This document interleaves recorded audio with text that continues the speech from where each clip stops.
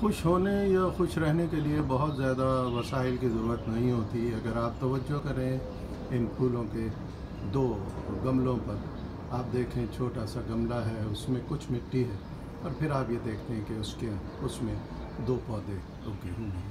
पौधे हरे भरे हैं, उनमें फूल भी हैं, पत्ते सबसे।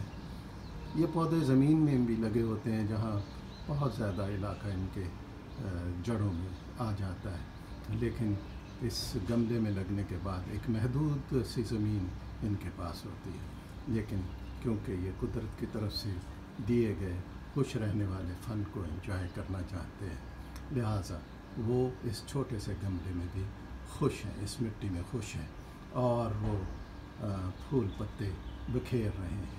आप देखें तो एक पौधे में कांटे भी हैं, यानी ज़िंदगी में महदूद वसाइल हों, फिर भी आप एक अच्छी खुशगवार पुरसकून और मसहूर कुन ज़िंदगी गुजार सकते हैं कि उस ज़िंदगी में हरियाली भी होगी, खुशी भी होगी, यानी उसमें कांटे भी होंगे, दुख भी हो सकते हैं, लेकिन उस सब के साथ आप अपनी खुशियाँ दूसरों की नज़रों में बेहतर भी पेश कर सकते हैं इन फूलों की तरह। तो आप और मुझे, हमें कम वसाइल में ज़िंदगी गुजार लेने की आदत होनी चाहिए।